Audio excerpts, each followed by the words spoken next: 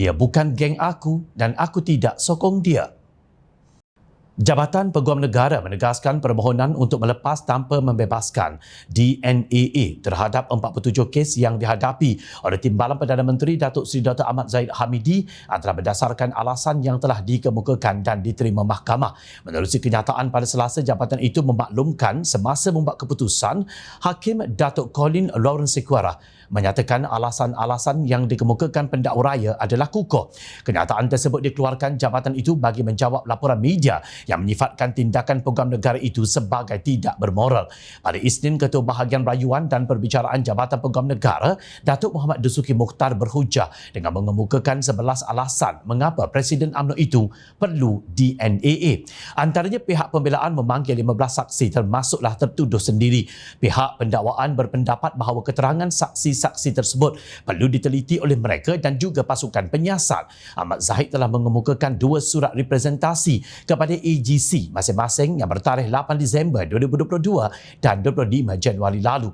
Lanjutan daripada representasi yang dikemukakan, Suruhanjaya Pencegahan Rasuah Malaysia SPRM pada 20 Januari 2023 memaklumkan kepada AGC bahawa adalah penting untuk siasatan lanjut yang lebih terperinci, mendalam dan menyeluruh dibuat. Surat representasi Ahmad Zahid turut menyentuh isu berkenaan siasatan terhadap tertuduh sebelum, semasa dan selepas dituduh di mahkamah yang dikatakan dibuat secara terburu-buru, cuai, pramatang dan tidak lengkap. Semalam, Pengerusi Perikatan Nasional PN Tan Sri Mahyadin Mak Yassin menyifatkan tindakan Peguam Negara menghentikan prosiding ke atas Ahmad Zahid sebagai tidak bermoral. Ia kerana katanya pihak pendakwaan telah berjaya membuktikan kes prima facie terhadap Menteri Kemajuan Desa dan wilayah itu dengan mengemukakan keterangan berdokumen dan 99 orang saksi. Ini bermakna mahkamah telah berpuas hati bahawa terdapat bukti-bukti yang berasas tentang perlakuan jenayah tersebut oleh Zahid dan mengarahkan beliau untuk membela diri.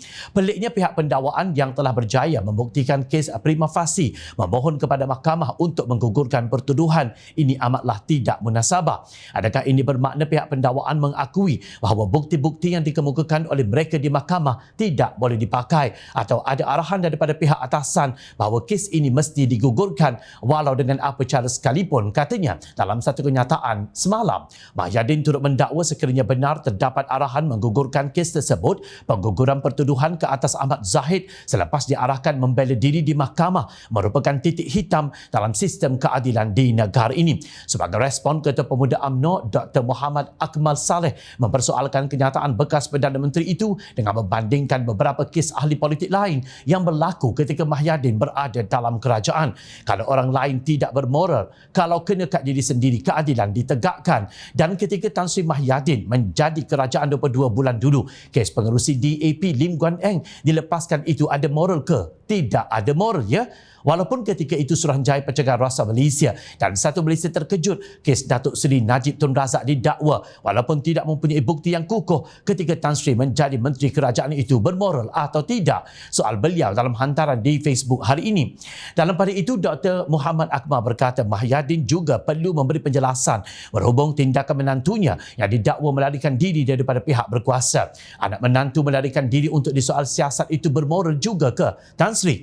Mohon Tan Sri beri penjelasan itu juga. Katanya, benar pepatah Melayu, kuman di seberang laut dapat dilihat, walau gajah terjelepuk di depan mata, ia tidak kelihatan. Untuk makluman penonton, Peguam Datuk Hisham Teh Potik merupakan peguam kepada kes Datuk Seri Dr. Ahmad Zahid Hamidi dan beliau juga merupakan peguam untuk kes Tan Sri Mahyadin Mak Yassin, iaitu peguam yang sama. Ketika Mahyadin dilepaskan dan dibebaskan, dikatakan kerajaan membuat pendakwaan terpilih dan mahkamah menegakkan keadilan. Manakala ketika Zahid dilepaskan tanpa dibebaskan, dikatakan pula kerajaan campur tangan dan mahkamah perlu memberikan penjelasan. Kerana ketaksuban politik, manusia terlalu miskin dan malas untuk berfikir secara adil dan rasional. Hakikat leluhurnya, dia bukan geng aku dan aku tidak sokong dia. Fikir-fikirkanlah.